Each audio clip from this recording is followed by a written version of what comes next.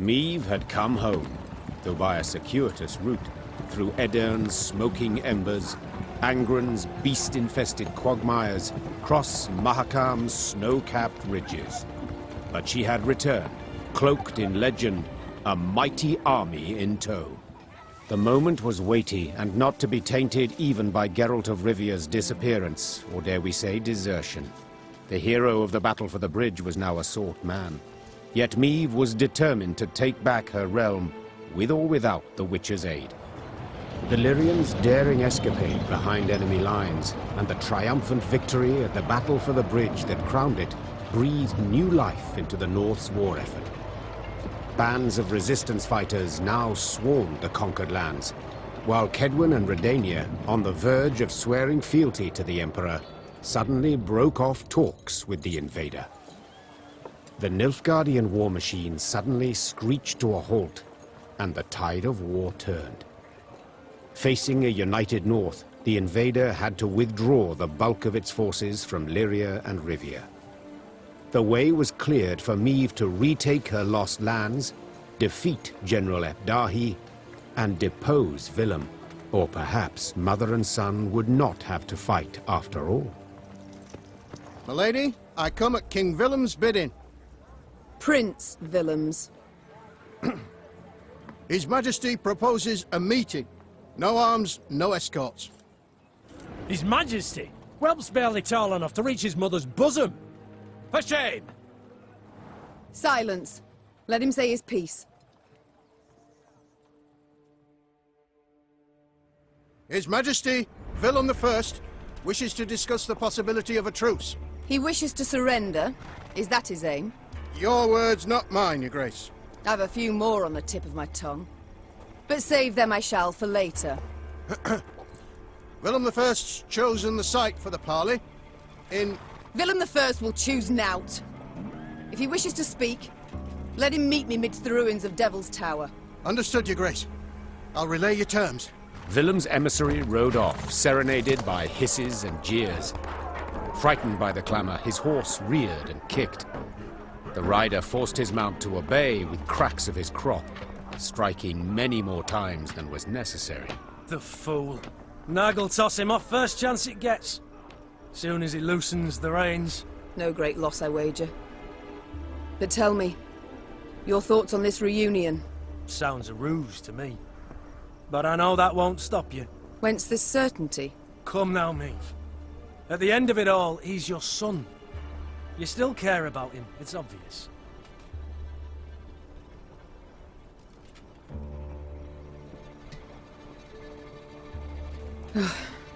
You're absolutely right. Perhaps let bygones be bygones. Perhaps it's not too late. Only one way to know. Let's go. Meve rode out clad in golden plate, her banners waving proudly overhead. She no longer led a band of ragtag partisans, but an army able to fend off an empire and drive its soldiers from her lands. Ma'am, I've something you must see without undue delay.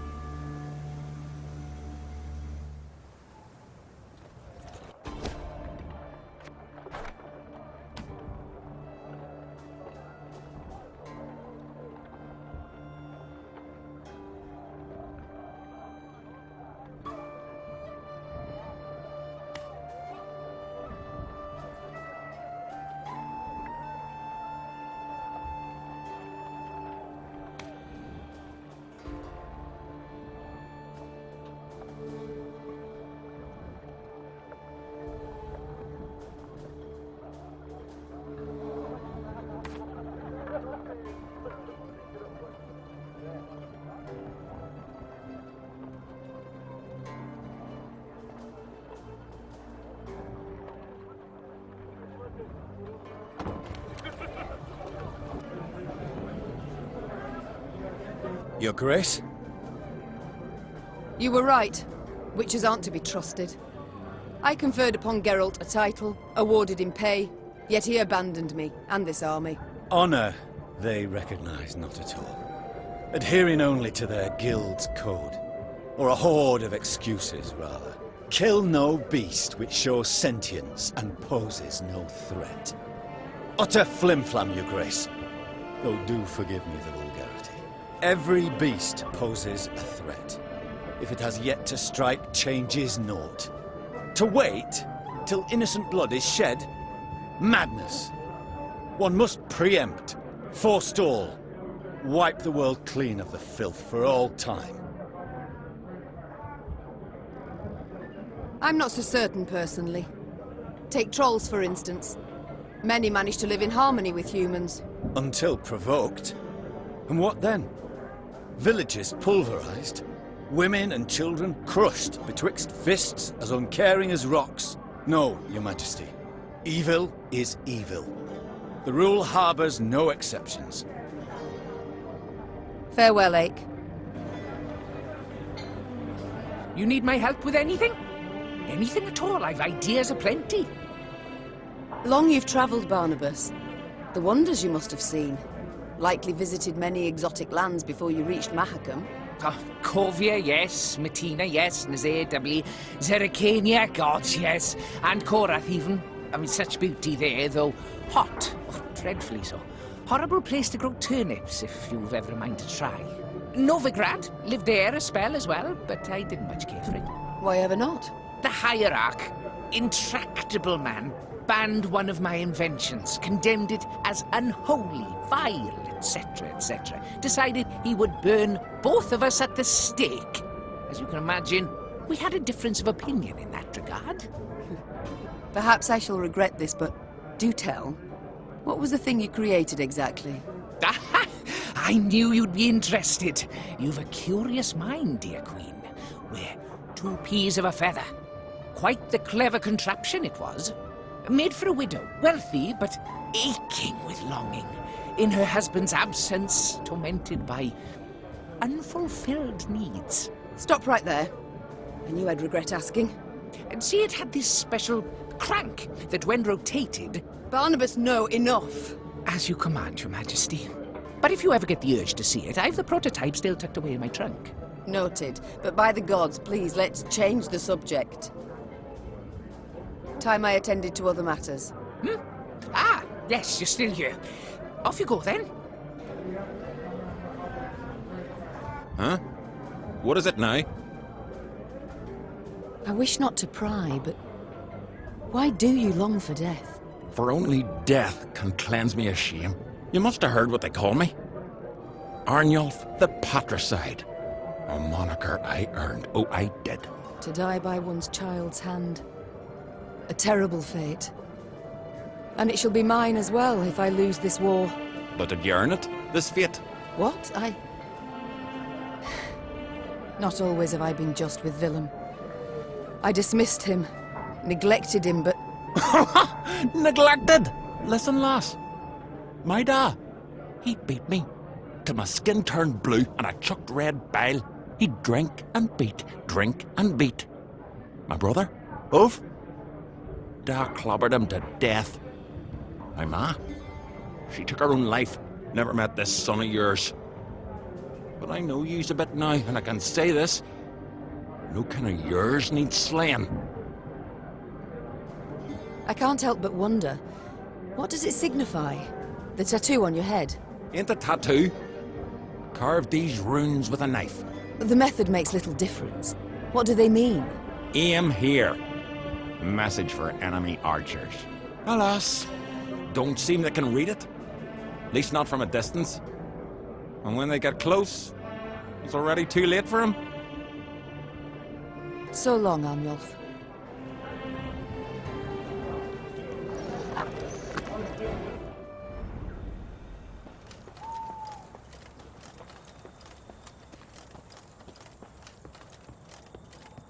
Never thought I'd see the day. The Queen's returned. Know this, your grace. Blackclads have shut themselves up in our cities. They give no hint of surrender, show no sign of giving...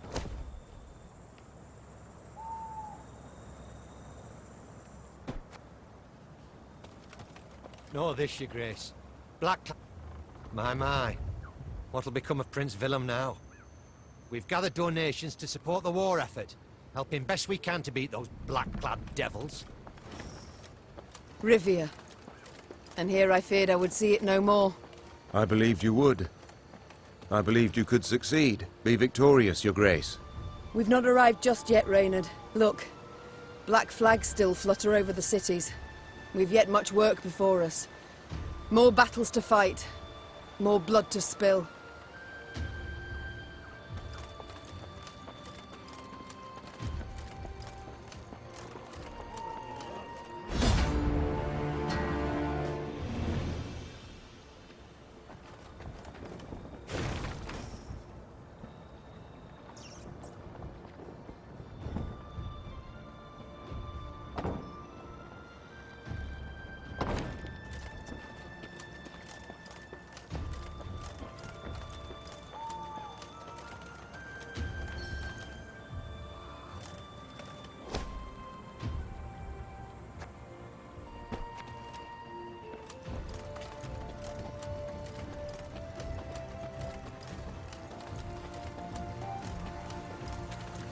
Meve needed but set one foot into the Ruwode to know something was amiss. The sickening stench of rot hung in the air. Flies swarmed in thick clouds, and crows cawed in a deafening cacophony. What had caused this murder to amass? Well, Meve's scouts soon found out, Your Majesty, reported a certain Sergeant Nadamur. not far from here, past the bend, there's a crossing and it's full of bodies. Our boys and the blackclads alike. Bodies mutilated, horribly so, guts ripped open, entrails strewn about, heads locked. Somewhere, well, Yes? branches embrace him, grip them tight, as if the trees, they strangled them. Hearing this, the Queen ordered a halt to their march. They would go no further, she thought, till they knew what had killed those men. Luckily, witnesses were soon found. A haggard band of resin burners emerged from a nearby dugout, black with dirt, covered in dried blood. Milady, Their eldest stammered. Blackins came and started felling the wood. Forced folk to chop away, to make way for a town, they said. They pushed hard, right to the heart of the forest where the old oaks grow, and awoke some foulness. The whole camp, blackclads and loggers alike. Done in one night. No time even to draw their weapons. We was lucky. Found pits to hide in. Just heard something huffed and puffed while talking to the trees, no less. Reynard ordered medics to tend to the tar makers, then turned to Meve. We cannot wash our hands of this, Your Grace. The Nilfgaardians awoke the monster, yes, but it kills Rivians just as readily. Reynard speaks words of wisdom and honor, Your Grace. Ake interjected.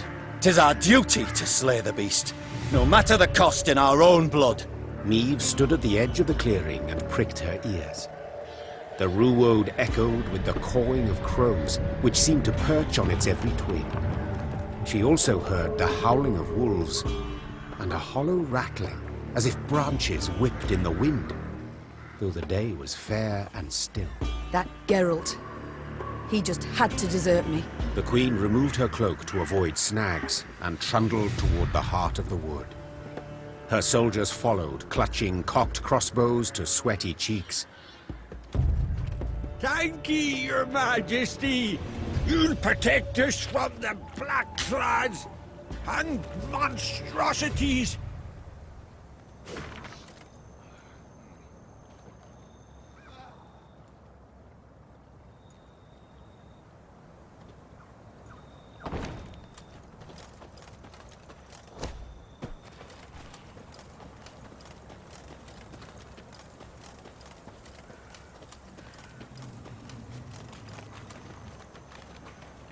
Deep in the wood, it grew cool with a thin fog filling the air. Meve pushed past a large branch of hazel and froze. Before her stood a tall figure, nearly human in form, save the moss-covered deer skull in place of its head. Empty eye sockets burning with naked flame The monstrosity hurled itself at Meve with a roar. Rally to me! Cried Meve, raising her shield. Everyone! Anyone, to me!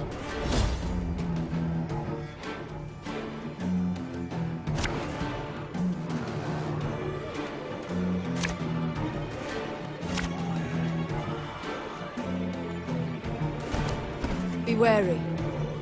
We know not what this thing can do. Arthur, what have we got ourselves into this time?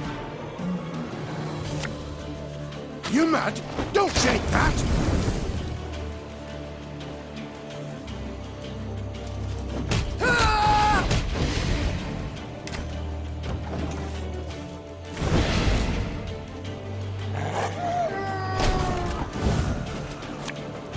Ever have a storm knock out one of your teeth?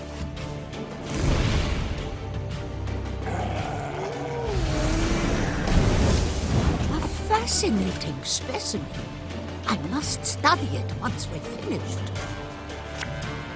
That bit's the white of an eye from half a league away.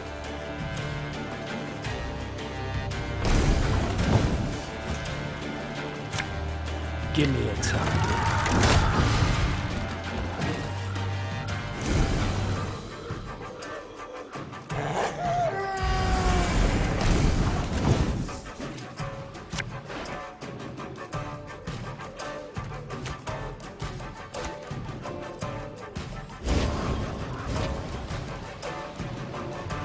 Prepare to fight, if you've any honor. Again and again and again.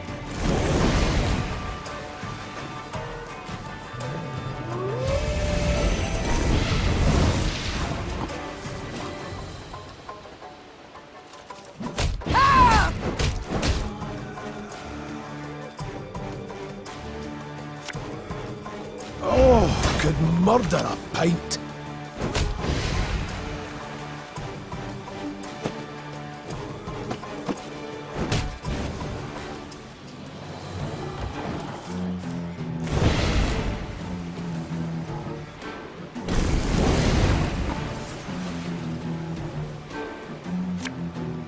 Looking to dance, mate?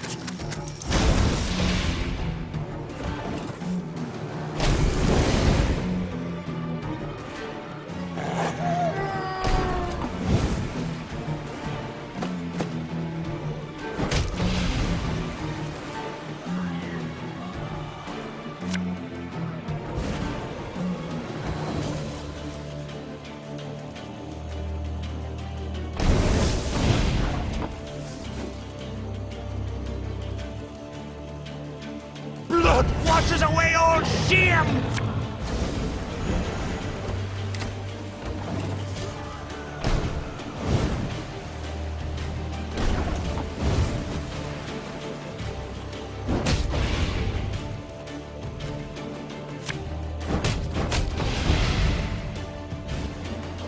Believe it's dead, whatever that means for such a thing.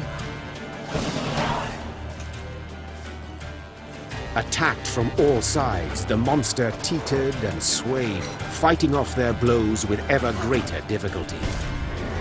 Finally, it fell to the ground and fell apart, like an undone bundle of twigs. In disbelief, Meve towed the pile of dried branches and scraps of bark.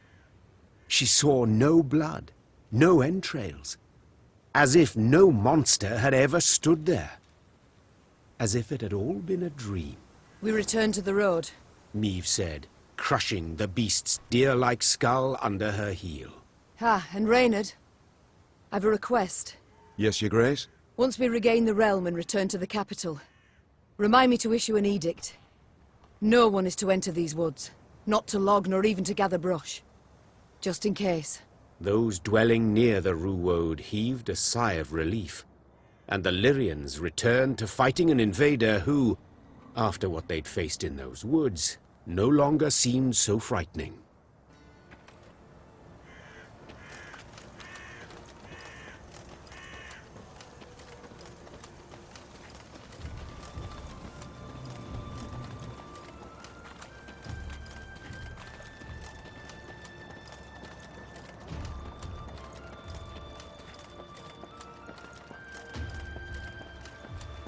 A robust rain hither comes.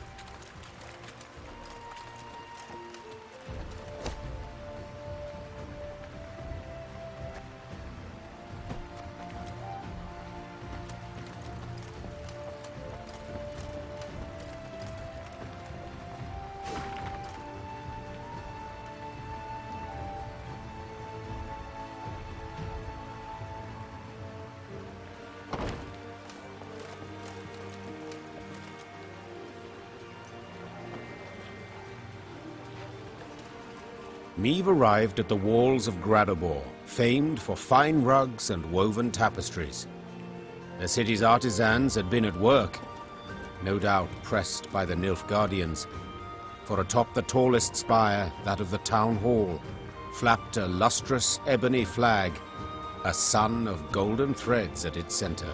So vast was the banner, Gascon whistled in admiration. Gotta admit, the Blackclads certainly have panache. And a vast and powerful army, I'd remind you. Reynard interjected. Arbalists line the walls. That stench in the air, hot tar. Victory's not likely to come cheap, I fear.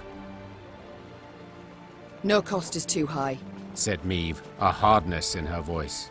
Reynard, Gascon, ready our men to attack. The Lyrians needed no more encouragement. Since arriving, they had reveled in anticipation of taking the city, then ripping the banner from its spire. The battle for Gradobor was a hard fight, though not quite as hard as most had thought it might be. During the assault, at its critical juncture, a blow fell from the blue. The unlikely heroes, merchants and burghers brought together by the city's guilds. A wave of them, all riled, swarmed the Blackclads at the gates and opened them wide to let Lyria in. Onward! Follow me! As fighting died down around the city, Meve rode for the town hall on a personal quest. Nilfgaard's vast, garish banner rippled overhead. With its halyard cut, it plunged like a great black bird, stricken. It was the last any would see of the golden sun over Gradobor. 3 cheers! Hip, hip, hooray! The Lyrians were victorious, though not without aid. Meve met with the merchants who had roused the townsfolk, inspired them to rise up and fight. Many of my soldiers, dozens, perhaps hundreds, owe you their lives today, said the Queen. For that I am deeply grateful. No, deeply indebted. Should you know a way I might repay the debt, don't for a moment hesitate to ask. The merchants exchanged glances, nodded, grunted, agreed with each other without uttering a word. Then one, a clothfuller, his moustache most robust, stepped forth, bowed low, and spoke for them all. Your Majesty, the invaders brought laws. Laws what don't agree with customs we've long held. Non-humans they forced us to accept. Let them join our guilds, sit on the city council. It's right ridiculous it is. These treacherous dwarves, why, they've been on their side from the start, so it's no wonder. But, well, the Nilfgaardian reforms, we'd like you to revoke them. Non-humans must know their place. An awkward silence ensued. All turned their eyes to the Queen, awaiting her response.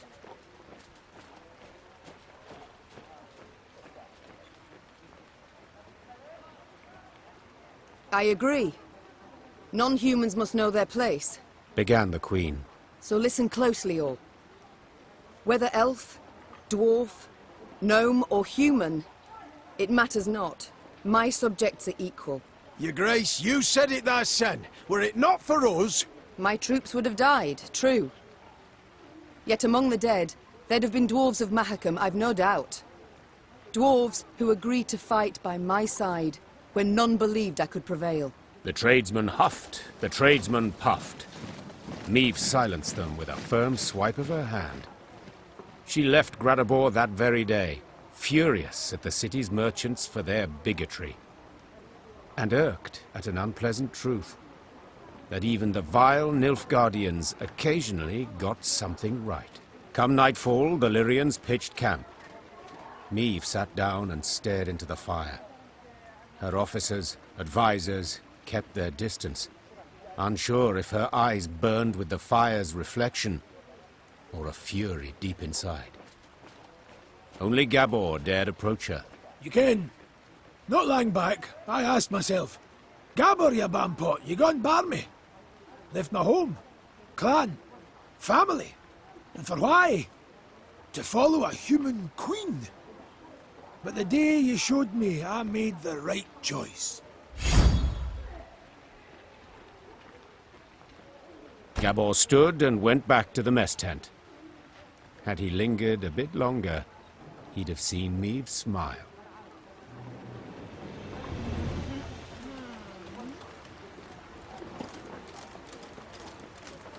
Ha! Ha! Ha! Beautifully knocked those racist knoblickers to the peg!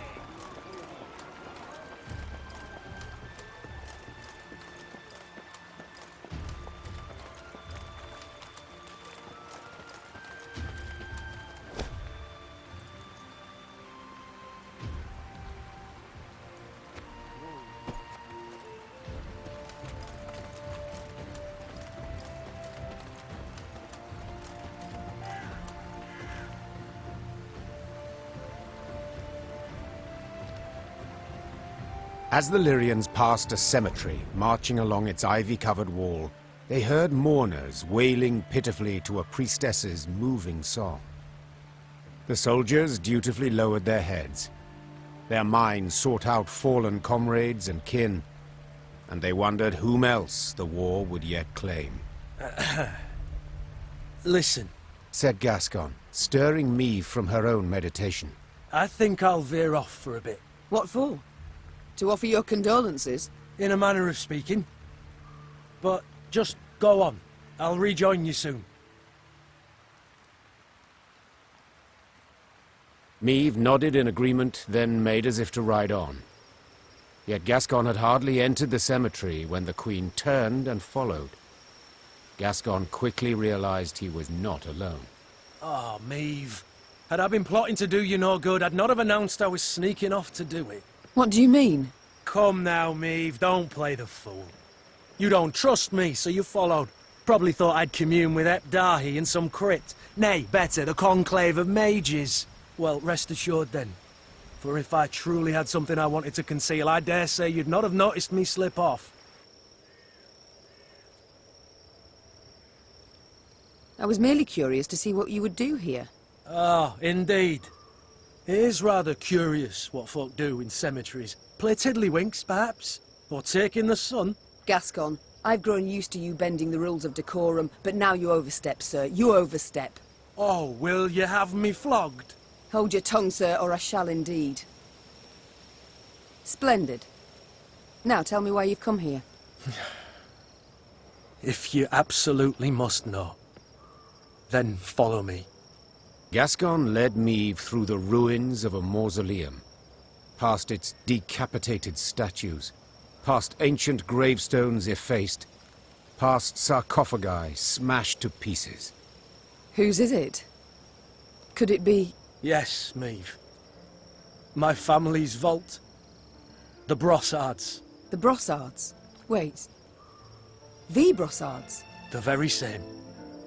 Traitors who in 1258 revolted against King Reginald, your late husband. The earth lie lightly upon him. An error, most certainly. We paid dearly for it. Reginald had no mercy, decimated the family. As you can see, didn't even spare the dead. I was outside, away from the house. It is the only reason I survived. Was 8 at the time. Stripped of title and home. Well, I'm sure you can guess the rest. Frankly, do my damnedest not to think on it. But the wall, the cemetery, seeing them awoke all the old demons. Your crest. I seem to recall a pointer. The Duke of Dogs. Now I understand. The Brossard's trial I remember well. Reginald was angry. He prodded and pushed. Too far. The sentence was cruel, spiteful. I felt it all, but said nothing. I'm so very Very sorry, Gascon. Water under the bridge. And the past's a thing none of us can change. The past, no. But the present? I could rebuild your family's tomb. All deserve to rest in peace. Maeve, the war nears its end days now, and you'll have more urgent expenses. So I shall pay for this now. I'm grateful, Gascon, and indebted. Vastly. Let me do this. Let me pay my debt in part, at least. I thank you. Gascon remained silent the rest of the day. When the force halted for the night, he sat secluded in his tent. But by the morn, he was his witty, mirthful self again. His family's final resting place would be returned to its former glory. This he knew, and it seemed to lift a weight from his mind. He could now reconcile with his family's tragic past.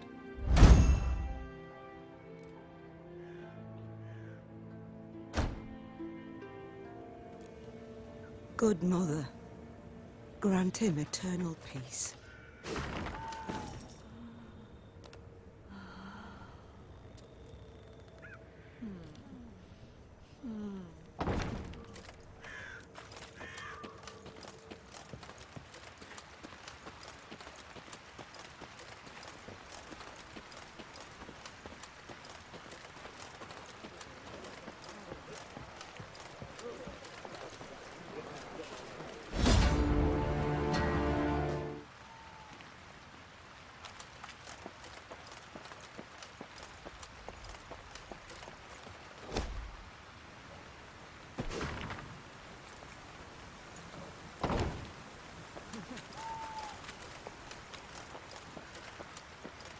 The Devil's Tower.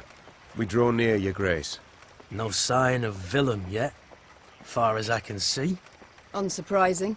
Prompt he never was.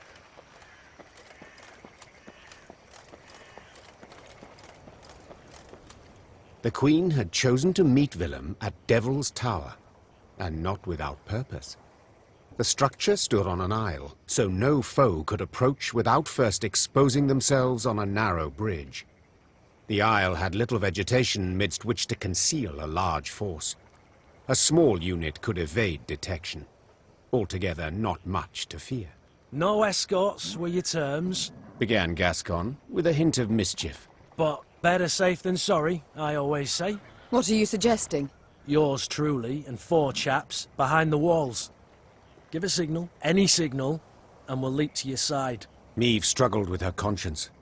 There was no honor in Gascon's plan, but prudence, certainly. In the end, she nodded in agreement, though not without compunction. Willem arrived soon after, the heavily armored cavalry he had in tow clearly there to boost his courage. He left them at the foot of the bridge and rode across alone. A stiff wind from the river nearly made off with his ermine fur cloak. Willem and the mother who'd borne him stood face to face. They gazed into each other's eyes, waiting to see who would look away first. When neither did, Maeve broke the silence. Time flies, and I've a kingdom to liberate. No need to drag this out. What's this about? Tell me. I thought my messenger already did. Oh, he did. And how? Willem I wishes to arrange a truce. Only, Willem I is in no position to parley on an equal footing. Willem I can, at most, offer his unconditional surrender, because Willem I's losing this war. Yes, Mother, I am. And I see that by losing I've at last made you content. Willem, we do not meet as mother and son. We meet only as leaders of 2 armies at war. Can you separate the two? Truly? I must. If only not to lose my mind. I see. Then let us parley. I'm losing, you say. And you're right. But I haven't lost yet. And have no intention to surrender. I am ready, however, to renounce my fealty to the Empire and pledge my forces to you. As long as you fulfill my conditions. Mm-hmm. Let me hear them. First, you will not rescind the reforms I've authorized already, any of them. Second, you will guarantee both my safety and that of my advisors. Third, I shall remain your heir, and next in line for the throne.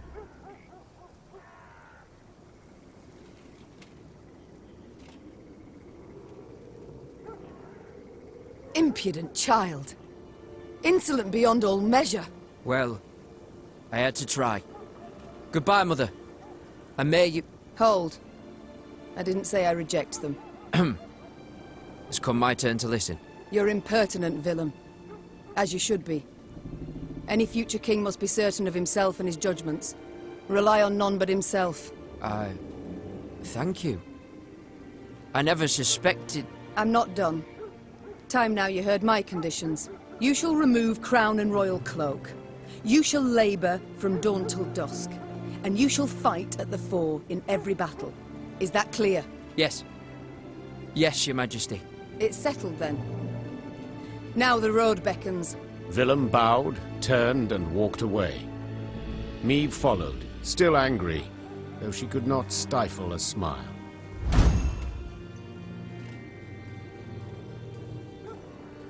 Soon thereafter, Maeve's army set out towards Revere Castle. It would not be long now before the decisive battle.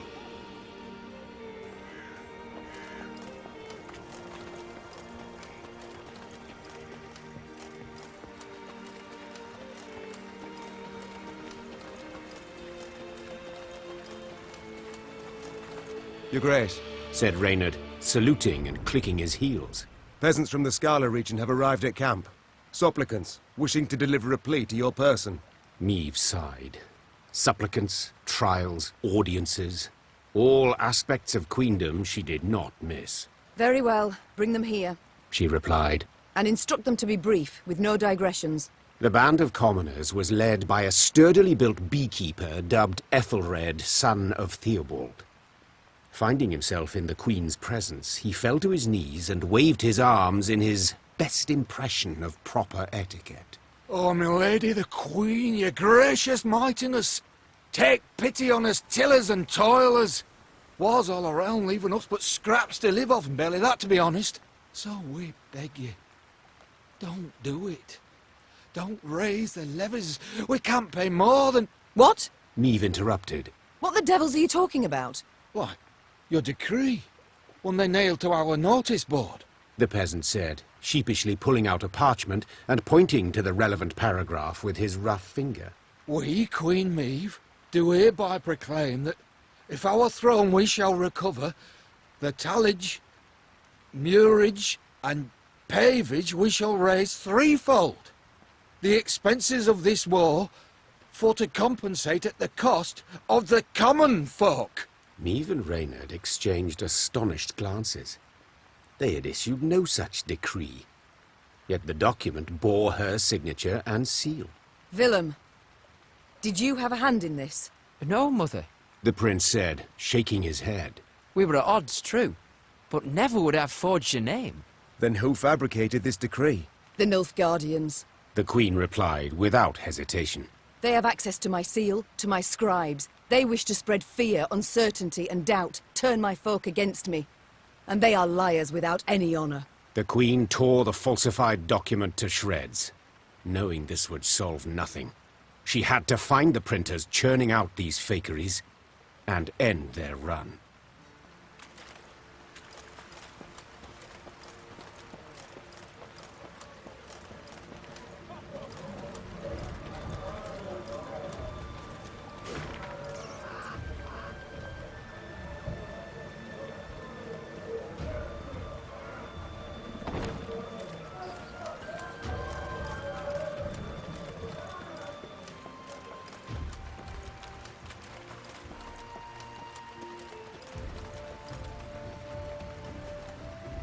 Oi, Maeve! Cried Gascon, as usual paying no heed to courtly etiquette. Come here a minute. Would it hurt so terribly to occasionally address me by Your Grace or Your Majesty? Didn't want to be petty, but since you bring it up, you've never once addressed me as the Duke of Dogs. Maeve sighed, rolling her eyes. Get on with it. My lads jumped one of the Blackclads' transports. Guess what they were hauling? Gascon handed Maeve a pot filled to the brim with a thick, dark fluid. Paint? Close. Printer's ink. Same tone used in those phony decrees. Maeve spun on her heel, put a hand to her mouth, and yelled, Reynard! Send scouts to comb the area! Her soldiers returned a few hours later with good news. They were able to find a Nilfgaardian printer's workshop hidden in an abandoned barn. It was guarded by a division of elite infantry. Right, so? Gascon thumbed the edge of his blade. Shall we stop the presses? Time for the Nilfgaardians to publish a retraction. Spoke the Queen as she drew her sword. Signed with their own blood. Follow me! The Lyrians did not need to be told twice. Their Queen's honor, her good name, that was a cause well worth fighting for. The Nilfgaardians fought fiercely, led by a seasoned covert agent.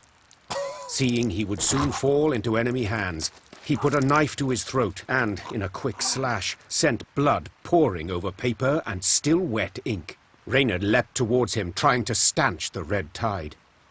But it was too late, and the spy's secrets perished with his last gargled breath. Meve picked up a freshly printed pamphlet.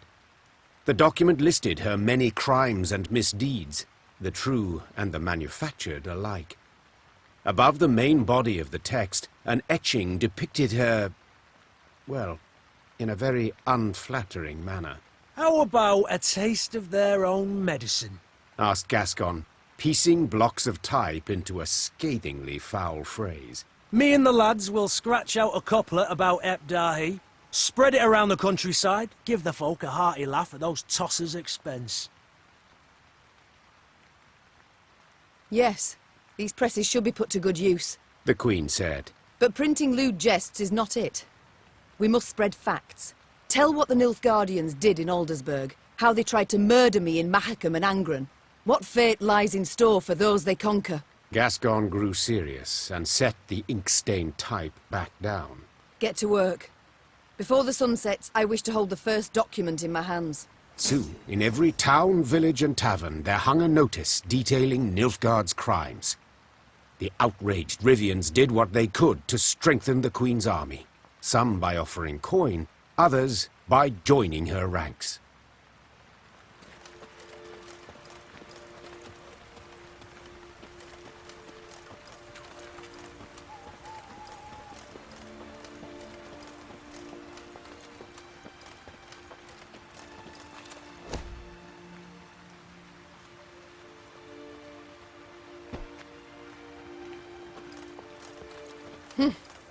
These lands, they look familiar to you? Naturally, Your Grace. They're the venerable Count Caldwell's. War, death, chaos.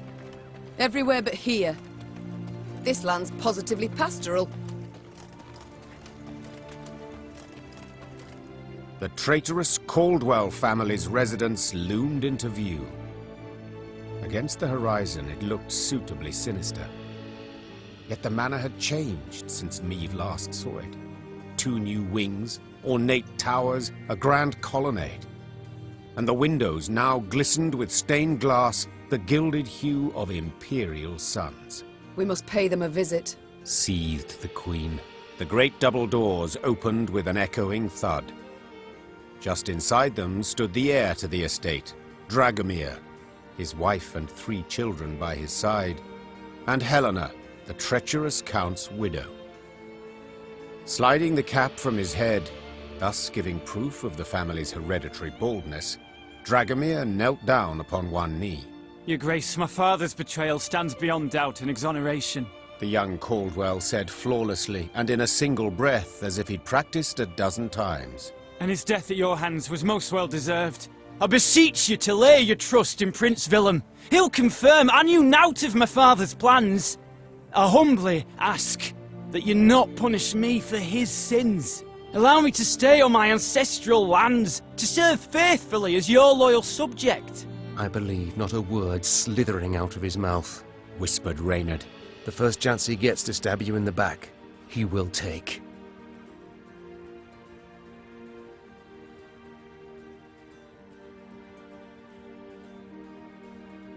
Convenient to make this request now, don't you think?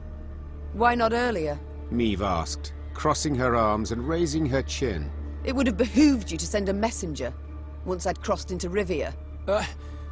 Preferred to speak to you directly, Your Grace, for you held out hope. Hope that the Blackclads would yet defeat me. You stood on their side till the last. No. The Caldwells I trusted once, but I shan't make that error again. You've one day to pack your chattels and go. Leave my country. Dragomir rose from his knee and shook out the cap he'd crushed in supplication. Only ever as a corpse, Your Majesty. He hissed, his vulnerable demeanor gone in a flash. If you'll not take me for your vassal, you must take me as your foe. Men, to arms! At this sign, armed men rushed from the house while archers appeared atop the roof. Clearly, Dragomir had expected to be refused.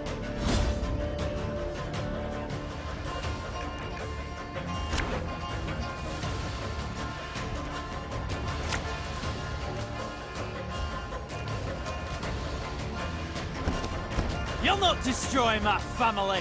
I won't allow it!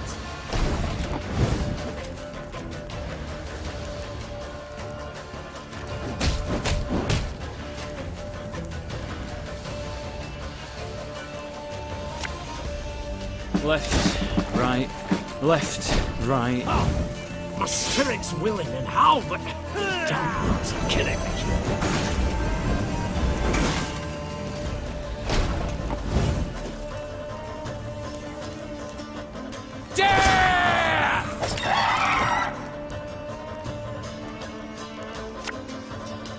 The Morrow drink with our forefathers!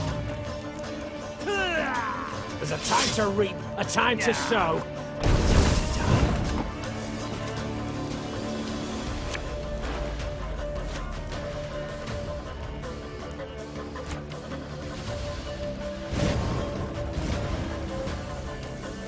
This could hurt.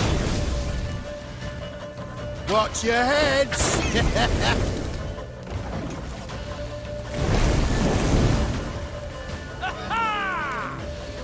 What do you want of me? I'm a monster.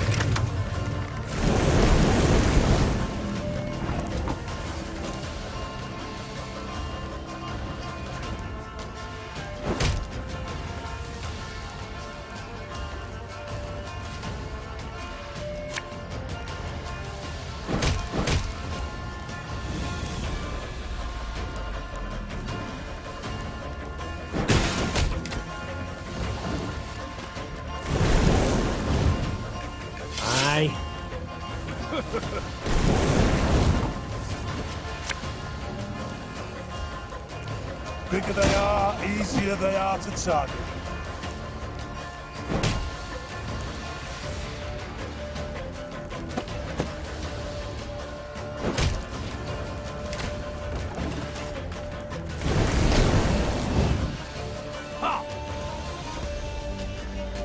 You must sweat like a swine in that jacket.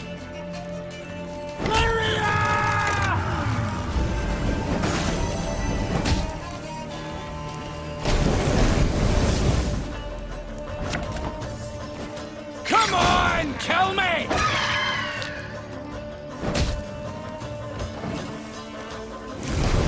Father was right about you.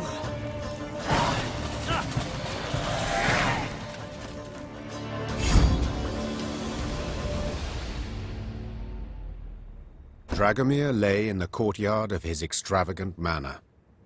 With the last of his strength, he clawed at the colored gravel. He resembled an insect that was hurt, damaged, yet pulled itself along as if it could somehow escape death. The Queen knelt beside him and gazed into his clouded eyes. I want you to know your family will be looked after. You've relatives in Kedwen. They'll be sent there, properly escorted, with the proper stipend. Dragomir wished to say something, but choked on his own blood. He was dead a moment later. The Queen slowly stood and gave the order to march. She rode at the front of the column, deep in thought.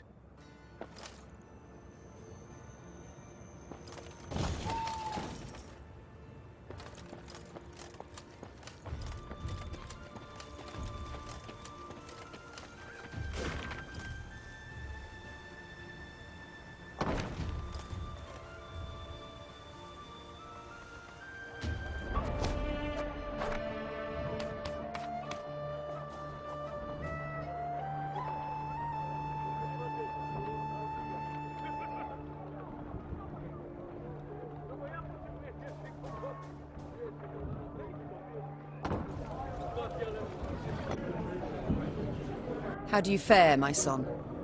My advisors, have you met them? I certainly tried, but they've no wish to speak with me. Begin to mumble when I draw near. Even the ridiculously reverent Count Reynard. Well, suspicion must still grip their minds. And for good reason, you must admit. Yes. I've got a lot of work ahead of me, that's plain to see. And you shall get to it straight away. As soon as we've spoken. General at Dahi. You must tell me more about him. I think it wise to know one's foes. Actually, Mother, he reminds me of you, in many ways. Truly? You're serious? Mm-hmm. He's proud, confident, and positively loathes compromise. I'll take that as a compliment. But do we differ in any way? I mean, besides the beard. Contempt. He behaves as though he sees in us a different, lower race. The way some elves do. All the north he treats as a wilderness to be tamed, to be broken. I saw this in Edirne. I know what you speak of. But I won't allow him to do anything of the sort. Mother, I know Nilfgaard has not defeated you in battle. I know you've gone from one victory to the next, but I beg you, don't underestimate him. He's prepared to do anything, literally to win. Your reforms? Tell me about them. You insist that I not repeal them. They must be a source of pride. Mother, why must you mock me? If you wish, I shall tell you of my decrees, gladly so. Yet not dare you scoff them and ridicule me.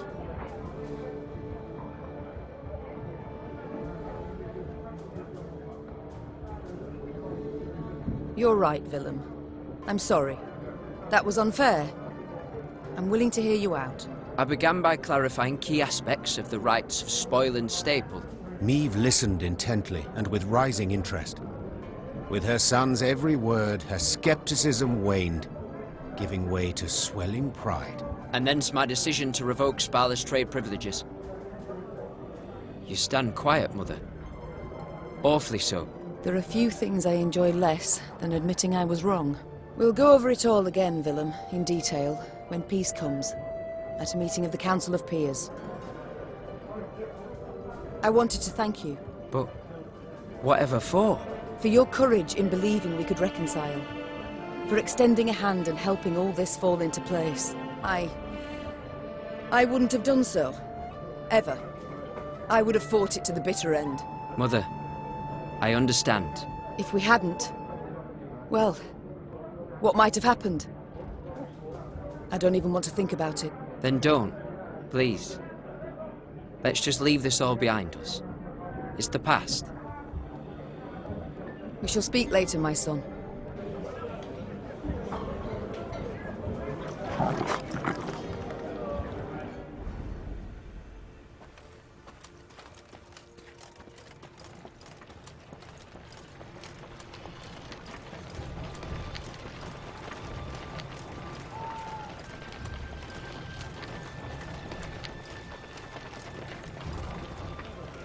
Maeve now reached Willowhain, a settlement she knew well, for it lay near Waldenrad, where in peacetime she would go to escape her queenly duties and enjoy the thrill of a hunt. Pheasant, grouse, and partridge in abundance. You will see, said Maeve in muted excitement, pivoting in her saddle to face Gascon. Alas, it appeared the war had ravaged even these woods. Where life had stirred and grown tall before, only resinous trunks remained. And the village itself had lost its quaint allure, surrounded now by a double stockade, a golden sun fluttering above it. Bastards couldn't even let the damn trees be. Gascon seethed. A dismal scene. Her once cherished wood, and it weighed heavily on the Queen's spirits.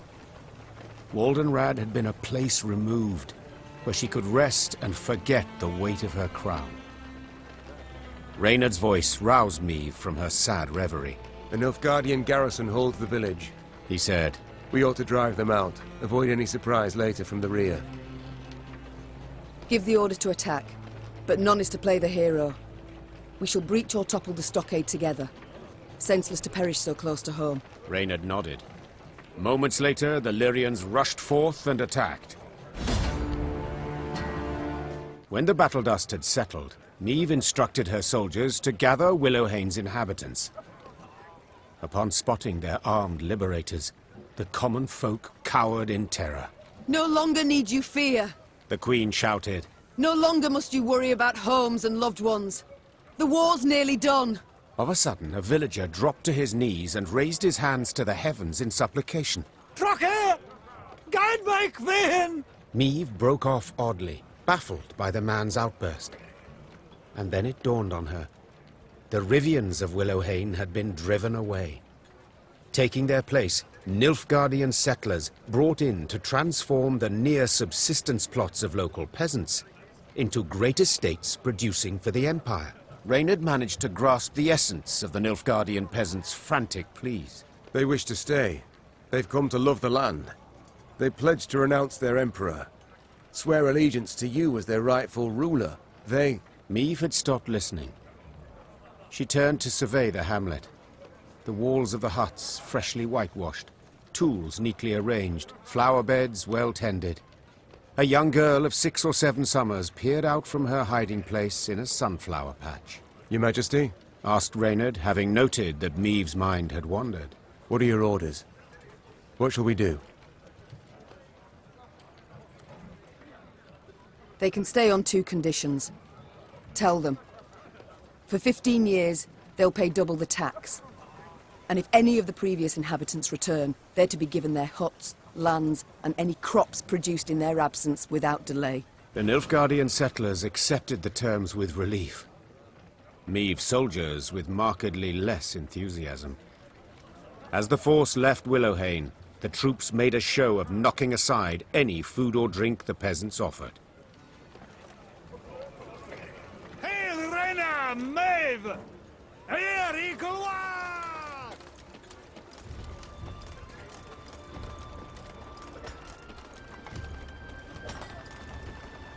Let me tell you of Ravencloft, a quarry Niamh passed by.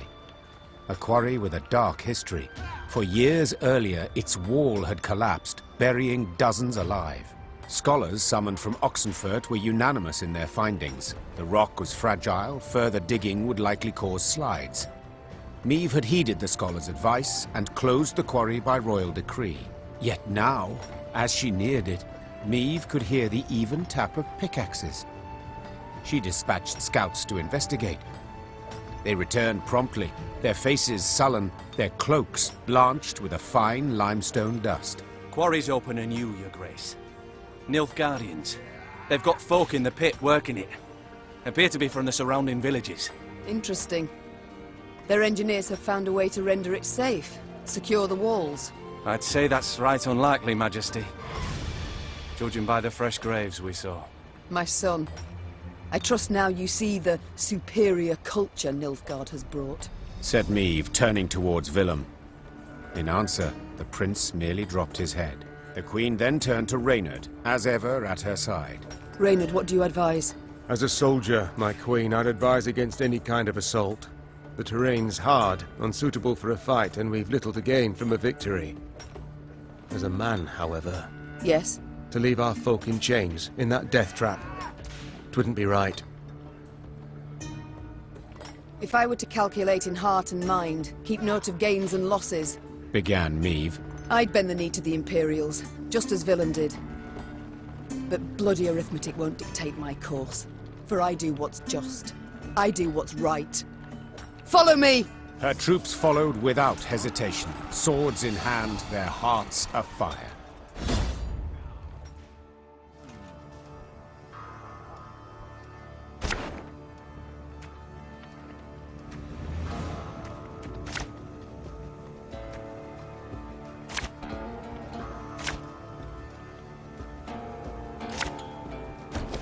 Those whoresons, forcing my own subjects to fight us.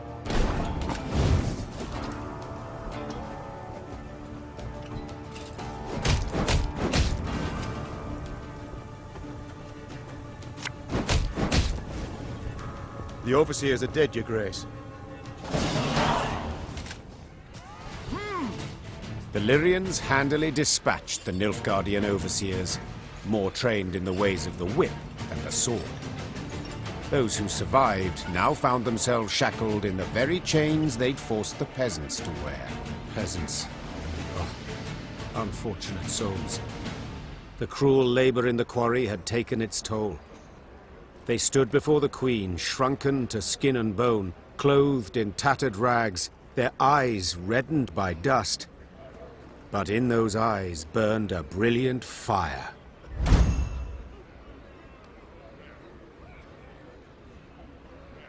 Your Grace, them black-clads treated us like dogs, stripped us of dignity.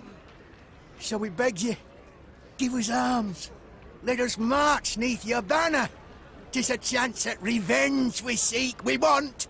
Reynard leaned towards Meave and spoke in a scarcely audible whisper. Majesty, they've knout. Not boots, not even foot wraps. To equip the lot, train them, would cost a small fortune. 'Tis true. They've nought to their names, said the Queen. Have few skills to offer and little strength. But to look in their eyes is to know they'll never flee, never throw down their arms. Such recruits are worth coin in any amount. Emaciated, downtrodden, the peasants met the Queen's offer with gratitude. They relished the thought of facing their tormentors in a fight.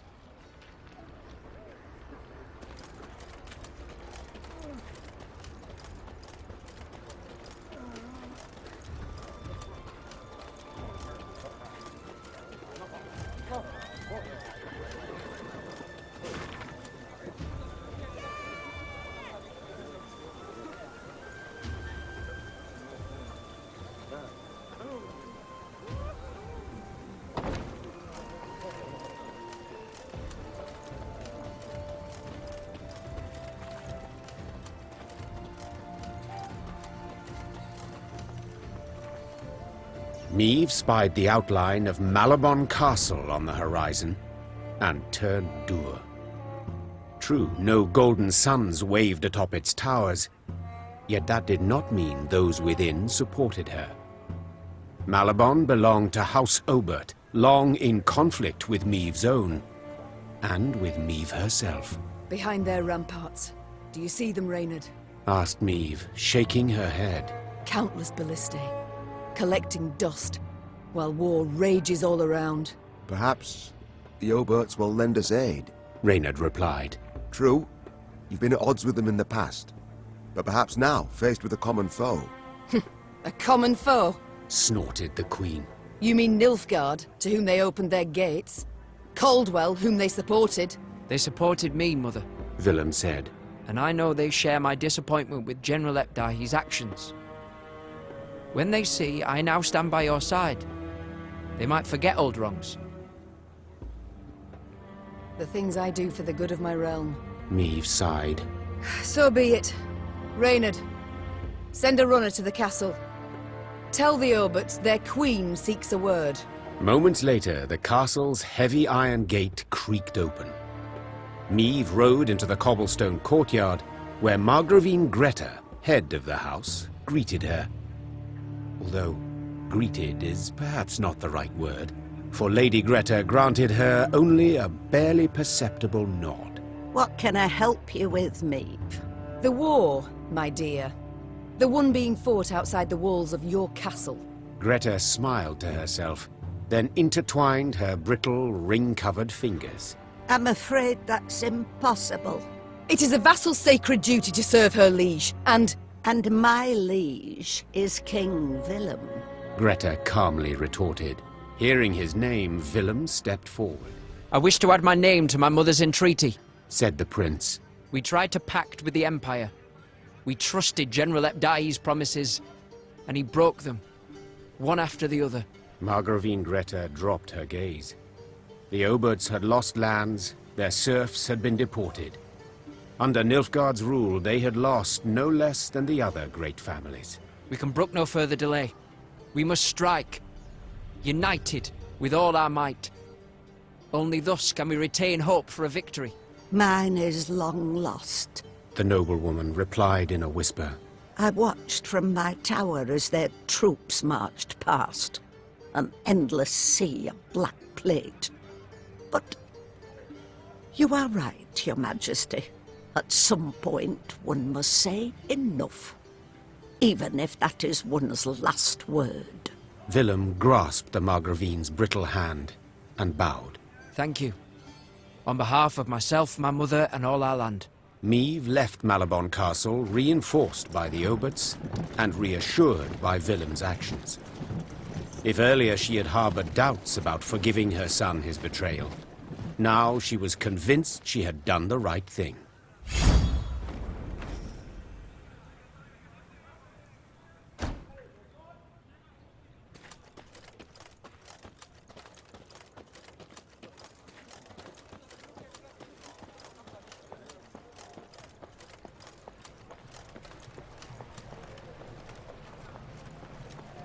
Meve's force reached Cavaldon, a small, run-down town.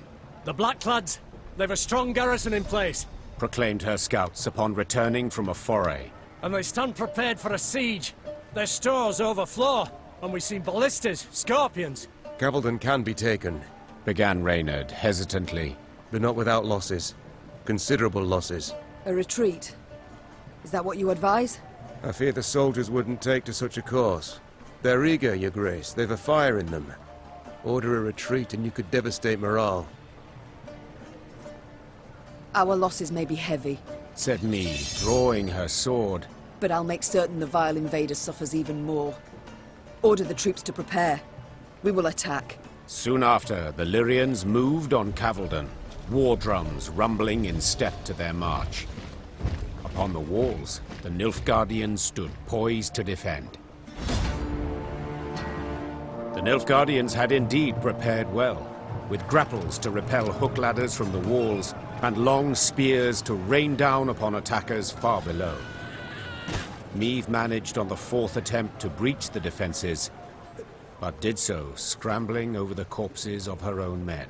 The Queen was in the field tent when Reynard arrived with surprising news. To be heard over the groans of the wounded, he had to raise his voice. Your Grace, a delegation of townsfolk. They seek an audience urgently. Dozens of burghers stood before the tent. Between them and the Queen, a man knelt in shackles. His face was blooded as if he'd endured a vicious beating just moments before. Who's this? Our blacksmith, Todor. Snarled a priestess in a frayed robe. He betrayed you, Your Grace. Soon after the Nilfgaardians arrived, within hours in truth, he offered his labor and strength. They didn't even need to ask. Forged arms and armor for them, all for Imperial gold. Meve gripped the beaten man's beard, tugged upwards, and looked him in the eyes. Did you forge the hooks and the tips for those spears? I did, Your Grace. It was fine work, growled the Queen. Damned fine. Show him mercy, milady! Cried a withered old man in a flour-spattered apron. When the black-clad bastards captured my son, they were eager to hang him. Todor spoke for him, saved his life. He helped me too! Hollered a woman in the crowd. I were hungry. He shared what little he had. The townsfolk began shouting over one another. Some told of the blacksmith's noble deeds. Others labelled him a traitor, deserving of a cruel and violent end. Meve turned back towards the field hospital, pondering the case. Then spotted her soldiers' corpses laid out in rows. Had it not been for Todor, there might not have been so many. Mother! Willem's voice pierced the air, replete with tension. My offences were far graver, yet you showed me compassion. This man forged arms for the Nilfgaardians. 'Tis true, said Meve to the crowd. Yet you, Baker, baked the bread they ate. And you, Potter, stained the cups from which they drank. Willingly or not, each of you aided the invader. Where does pursuing one's craft end and treason begin? I've no answer to that. So I shan't punish any for doing merely what's theirs to do. Upon hearing the verdict, the Queen's troops stared in disbelief, then began to boil. As she walked back calmly to the tent, they jeered and hissed. At the last, it took Reynard to calm them down. Meve had saved Todor, but she was convinced she'd not see the blacksmith again. Come evening, he returned to the camp, with a wagon full of arms so new they shone. If it weren't for you, Your Grace, they'd have torn me to bits with their bare hands, he said, kneeling before her. I thank you for speaking up for me. For my innocence, that is. I've a gift for you. A gift I knows you'll put to proper use. Maeve took a spear in hand, put it to her shoulder, and gazed down the shaft. The tip glowed red in the light of the setting sun. Of that, my friend, you can be sure.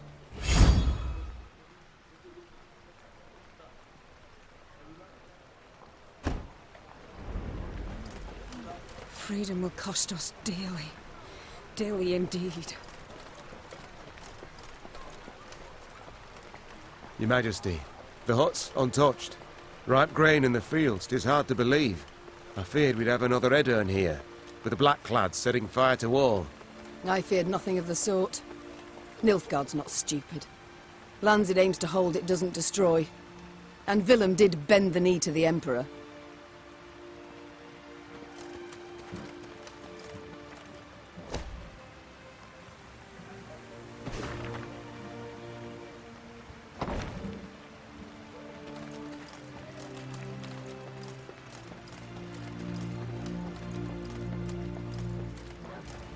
Broadhead now loomed before Maeve and her force. Once famous for its glowing forges and clanking manufactories, the city now stood silent. Why, you might ask? Because Mahakam. Decades past, it had opened its gates to human merchants and dwarven arms, exquisitely crafted and not nearly as dear as those made by man. The caravans had simply stopped coming to Broadhead. When its black-clad garrison spotted the Lyrians approaching, they'd hastily fled, left the city's gates open wide. Yet, they did not leave empty-handed. Their convoy comprising at least a dozen wagons loaded ostensibly to the hilt. With what might they have fled? With something damn heavy, replied Gascon, squinting his eyes. Look at this. 2 horses to pull each wagon, and the wheels cut deep into the road. What they've taken from my city, began the Queen. They've taken from me, and I will have it back. Follow me! Maeve spurred her horse and galloped off in pursuit of the fleeing caravan. When the Blackclads realized they had no hope of escape, they planted pikes and feet, bracing for the assault.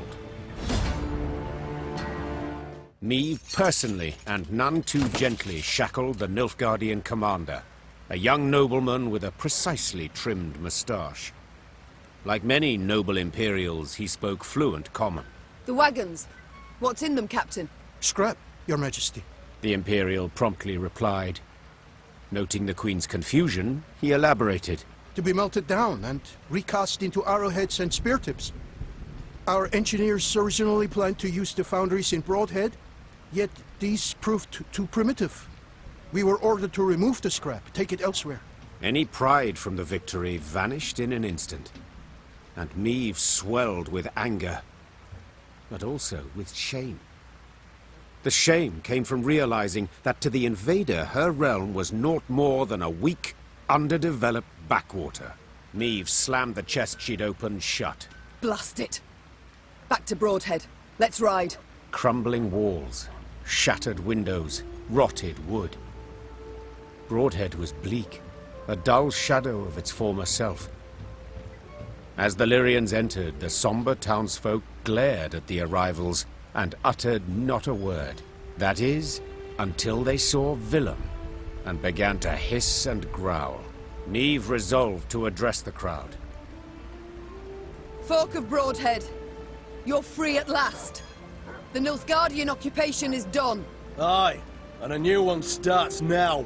Are you madman? Don't you recognize our banners? The Lyrian army stands before you. Oh, I recognise banners. Served neath them as a sergeant 15 long years. And then I came back to my own town.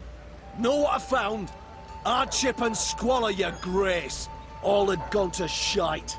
On account of damn dwarves. Been flooding Revere with their metal goods for years now. Us smiths don't so much as light their pipes in their foundries no more. You call yourselves the Lyrian army. Colours and banners confirm it. Well, what about your arms? weren't forged in us fires, but in Mahakam's, by us worst foes. Hell, I even see some at knobheads in your ranks. And right behind, Prince Willem, who bent a knee to blackclads not long past. So what freedom's it you're giving us, your grace? Freedom to beg in common, not in Nilfgaard's mongrel tongue. Beg? What do you want about, man? There's no levy on goods from Mahakam. But without it, us workshops don't stand a chance. And ye, your grace, you wear their armour, bear their arms, and bring bearded bastards to our doorstep. The dwarves are faithful allies. They help us because... 'Cause they've got something to gain. Simple as that. Enough. Silence. Consider yourself lucky you've a merciful queen. I'd have had your head off by now. Move along. Before Meave could leave the market square, Barnabas politely interjected. Frankly speaking, there's a bit of truth to what the man says. I'm perfectly aware of that. But what do you want? I don't mean to toot my own horn, but perhaps I might be of some help. Do tell how. I'm all ears. Everything your folk make here, the dwarves of Mahakam make twice as fast and twice as well. You must find a so-called niche, an innovation. And it just so happens innovations are your speciality. At the risk of being immodest, exactly. Besides, it might serve the cause of peace to show the folk here, non-humans, are not all bad, that they can help. Not just steal human jobs and piss in their milk. I'll consider it, Barnabas. I shall think and let you know. The time came to leave Broadhead, so Meave summoned her advisors, eager to hear their counsel. They put forth ideas, many of merit, but the Queen would decide the city's future.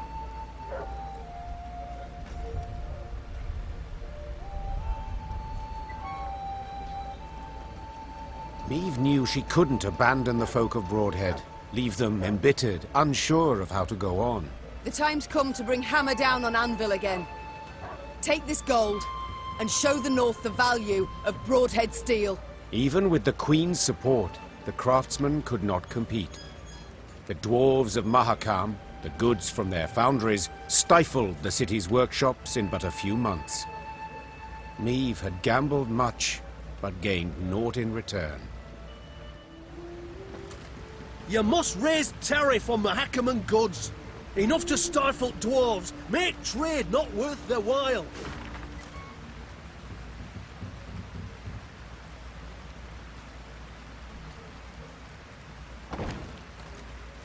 You must raise tariff.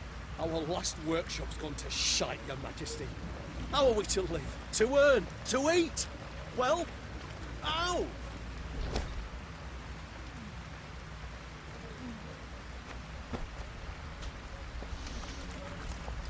The wind howls like a ghastly apparition.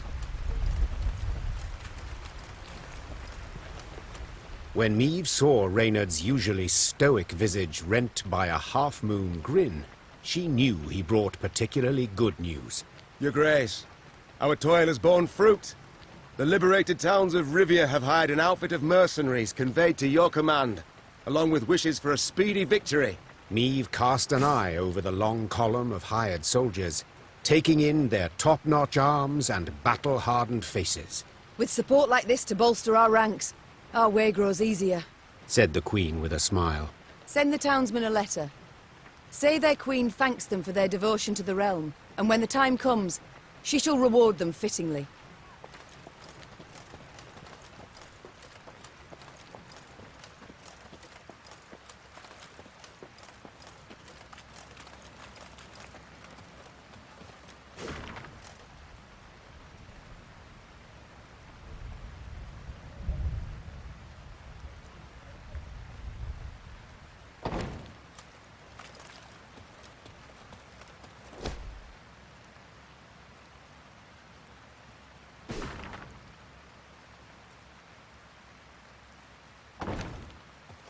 Revere Castle.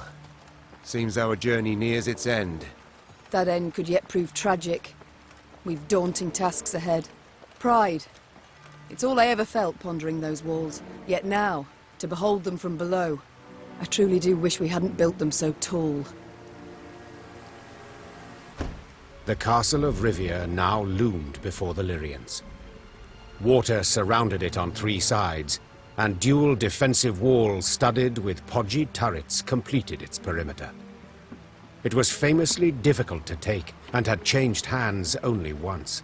A few months before, when traitors opened its gates to the Nilfgaardians. Foreign banners waved upon the walls. The Golden Sun and General Epdahi's crest on Revere's walls. The walls of home. There was somber silence among the troops, the glee and pride of many triumphs suddenly gone. For each knew if the Queen ordered an assault, most would lie dead by sunrise. Your Majesty, began Reynard in a reassuring tone. We needn't strike quickly. We've time on our side. To prepare would be wise. 2 months, I wager. Perfectly enough. We stop supplies from getting through. They'll capitulate, I've little doubt. Or at worst, be too weak to defend the fortress. Reynard's reasoning was sound. There was no need for urgency. Meve had the upper hand for the first time in this war.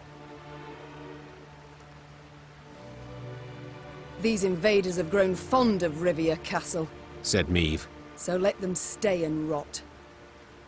Reynard, erect road barricades and guard posts between city and citadel. Gascon, seize all boats, barges, anything that floats. Stop anything from entering from the lake. Move! Soon, Revere Castle stood isolated from the world outside its walls. All roads leading to it were blocked, impassable.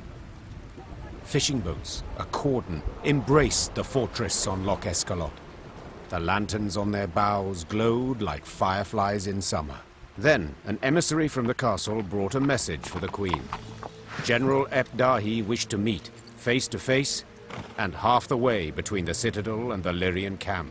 Well, well, some general, smirked Gascon. We've barely snapped the trap shut, yet he's already shaking in his knickers. Be on your guard, Mother, said Willem. Epdahi I know better than anyone here. The man always has a trick up his sleeve. We've a few of our own. Sleeves and tricks. But I thank you for the warning and concern. Meve proceeded to the meeting point without delay. A lone rider soon appeared on the horizon. He came adorned in rich black robes, their golden trim shimmering in stray sunbeams. She'd seen him before. In Edirn, through the megascope. You came as I requested. Good. Very good. I couldn't possibly refuse such a courteous invitation. Especially as compared to your previous missive. The art of diplomacy, you've improved your grasp. Your realm fell quickly. I expended little strength in seizing it.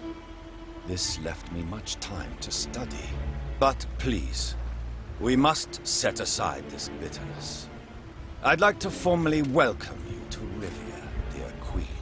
I see you've readily adopted the role of gracious host in my home. In point of fact, I've grown fond of the castle.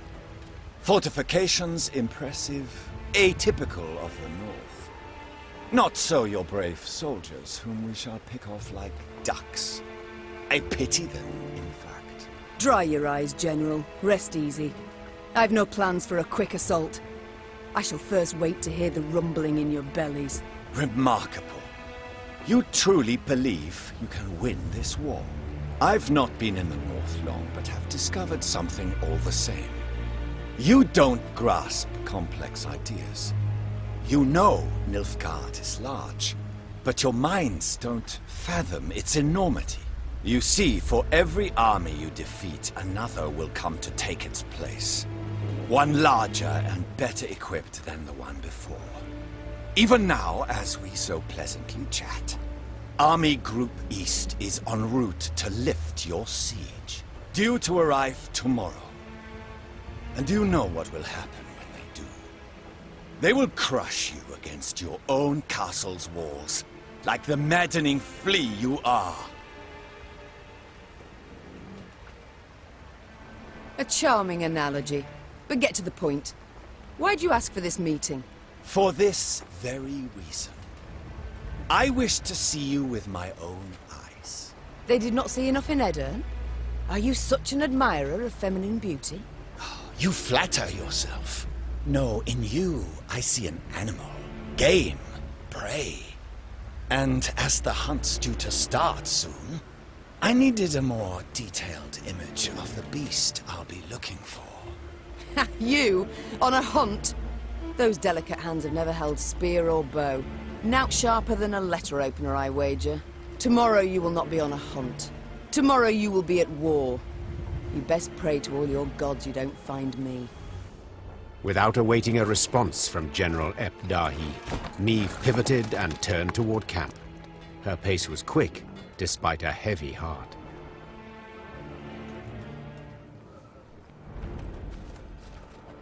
Seems your late husband, rest his soul, may have overcompensated a bit with this. The good book states the just always prevail. As a rule, human fortifications aren't worth a pound of shield marshite. But this fort sure turned out all right for you. And I thought Rosberg had strong walls. It's gonna be one hell of a night! Many will die today. Too many.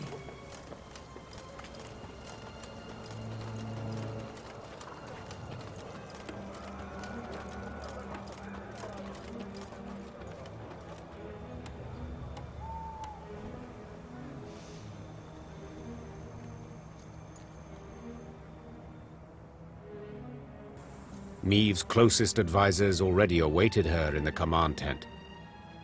In a few brief words, the Queen gave a report of the meeting, only with great effort masking the quavering in her voice.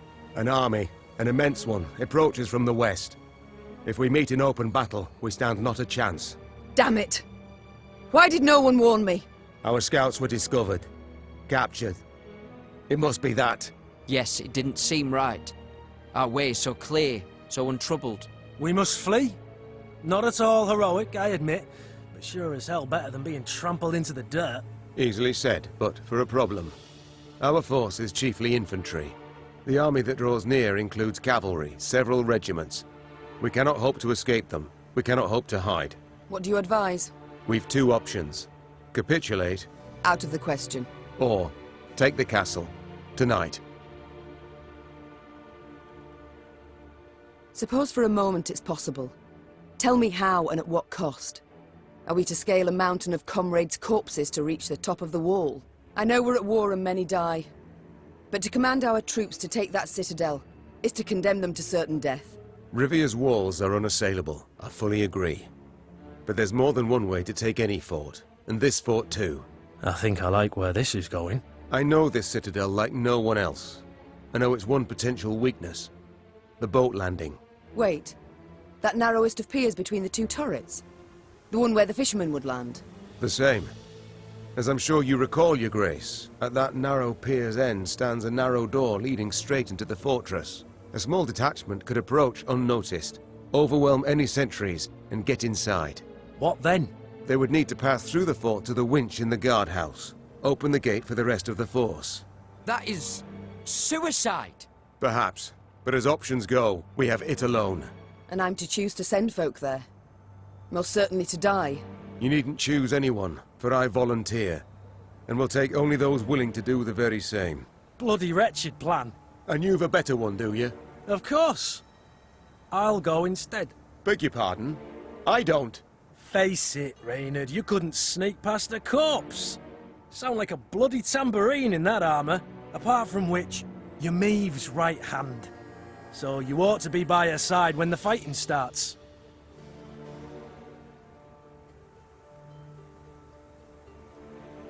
Firstly, Reynard, I'm grateful. Well done, my friend. Thank you, Your Grace. But truth be told, I did indeed hear you walking to the tent, from the other side of camp. And yes, you know Revere Castle better than anyone else. But the assault must transpire silently. Gascon will lead the force. Understood, Your Grace. Cheers, Meve. I'll try not to disappoint. You won't, I'm sure. God speed you on your way, and please, try your damnedest not to die. Gascon hand-picked his men, those most adept with daggers, not swords. Noiselessly, they glided through the dark toward the castle, the light of its lanterns blurred by the evening mist. Meve watched anxiously as the boats glided away, her heart pounding in her ears. All depended on this mission. The fate of her realms, perhaps all the North, the lives of her troops, and her own. Now there was naught she could do but wait. Good luck, she whispered, gazing at the fortress walls, cloaked by the dark that seemed to surround all now.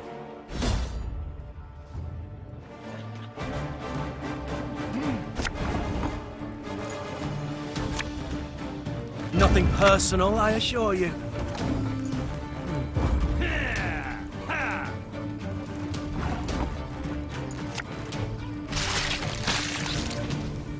Knock him off the wall! Let's teach him to fly! Ah!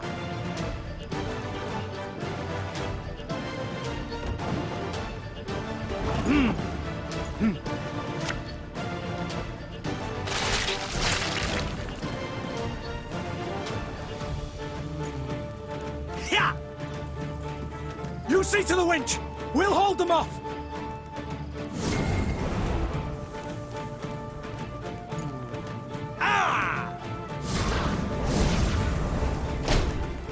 This must be it!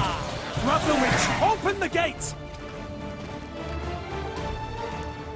The Lyrians prepared for battle, their silence absolute, in darkness, illuminated only by the pale light of the moon. Meve was restless. She paced nervously in a circular pattern, awaiting the signal they'd agreed upon. Blast, it's taking long. Much too long. Finally, a torch's faint glow appeared atop the towering walls. It disappeared, then glowed again, and one more time around. Meve leapt in the air, and as she did so, barely stifled a cry of utter joy. They made it! It worked! Willem! It's time! Sound the horns! Attack! Moments later, Lyrians in the hundreds burst from the trees. The Nilfgaardian defenders loaded their catapults and ballistae. They did so slowly, convinced the castle walls remained impenetrable. Then they heard chains, grinding and clinking, and the sound sent shivers down their spines. Bewildered, they watched the main gate rise as the attacking force rushed forth. General Epdahi dispatched an elite unit to take back the winch at once. Yet he saw this was in vain and all was lost when Meve rode into the castle courtyard. Meve had begun the day known as a great warrior. Yet by night's end, legend was the cloak she wore. Her shield stopped powerful blow after blow as her blade found gaps in her foe's black armor. At first, Nilfgaardians scoured the fray in search of the Queen, hoping to prove great heroes. Soon, she was their chief scourge, and they began to flee before her blade that sung their death. Retreat! Retreat! What was this extraordinary vigor that surged through Meve? Naturally, she wished to liberate her castle and realm, drive off the invaders, defeat the arrogant General Epdahi. But in that moment, above all else, she longed to fight her way through to the guardhouse and bring Gascon's party relief. Follow me! Move! Move! As she stepped through the door into the tower, the silence told Meve she'd arrived too late. Gascon's men lay slaughtered in pools of their own blood, the man himself slumped over the winch's crank. 3 arrows in his chest rose and fell with his each ragged breath. Meve tore off her cloak and pressed it against him, desperate to stem the bleeding. Help's on the way. Don't you even think of dying. You know... wheezed Gascon, a slight smirk on his lips. I always enjoyed doing things just to spite you. Medics on the stairs in the guardhouse, steps away, heard a long, blood-curdling wail. They entered the room to find the Queen kneeling, pounding the wall with her fists, her eyes flooded with tears. Gascon lay motionless beside her, covered by her cloak. The Queen rose, her fists clenched, her shoulders rigid, her knuckles white. Her face betrayed no sorrow, no despair, just rage, hot as a forge, immeasurable. Now's not the time to mourn. Seethed Meve, struggling to stay calm. Now's the time for war, for slaughter, revenge. With victory today, we'll recover our home, return to our kin and set our blades aside at last. Yet until victory is ours, they must drink. Drink greedily of Nilfgaardian blood! The Lyrians were at the brink, near their breaking point. They'd followed me for thousands of miles, over snow-clad peaks, through forbidding swamps. They'd fought, survived countless battles at her side. And though their gazes were now weary, she knew they'd follow her into fire. Your Grace, the Blackclads. They've holed themselves up in the upper keep. We went to breach the wall, alas to no avail. Meve nodded, twirled her sword, then leapt upon a mount. Her eyes spoke pure determination. So we'll bloody well try again. Nilfgaard had the upper hand, yet the black-clad spirits had suffered. They now made more use of shields than of swords. When Meve finally broke through their line, they raised their arms in surrender. Revere Castle had fallen. It was hers once more. Trocker! Nein to win! Meve showed her prisoners of war mercy, knowing full well they'd only followed orders. Death would be the fate of only Ardal ep Dahi, the one Nilfgaardian who'd issued those commands. Alas, the general had disappeared.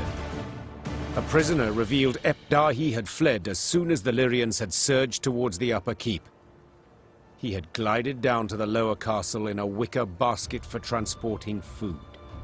Curled up beneath potato skins and other scraps, he'd scurried away not unlike a common maggot. Meve cursed her luck and leaned back against a merlin. Dawn was yet a few hours off, but the horizon had already begun to glow blood red. The Nilfgaardian reserves now drew near, too late to prevent the castle's fall. I'll get him, muttered the Queen, more to herself than anyone else. I swear on all that's sacred I'll catch the bastard. But now we've a pressing matter to see to. Preparing the defense. That night the war turned, with the battle for Revere Castle as its fulcrum. Meve's great victory, not only retaking the stronghold in a single evening, but also fending off a further invading army, proved the Nilfgaardian Colossus had feet of clay. The armies of the north had united and now seemed to be on the attack everywhere. Imperial forces, while still far more numerous, lay stretched over thousands of miles. Their position was untenable, and Nilfgaard's commanders knew this. In a decisive battle, they yet stood a chance, so they gave said battle, and suffered a resounding defeat. Just a few months on from that memorable night in Revere, the Imperial army was in utter disarray. Eldersburg, the fortress, remained a last point of resistance.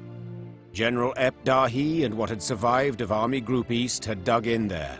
This place, where Nilfgaard had triumphed grandly in the war's early days, would now bear witness to its impending defeat. It seems history, after all, has a sense of justice, or humor, or both. Though Meve had already reclaimed her realm, she refused to retire her sword just yet. For King Demavend had requested her aid in purging Edirn of the invader. How could she refuse? She owed the king a favor, firstly. Yet she also had a burning desire to settle the score with ep Dahi.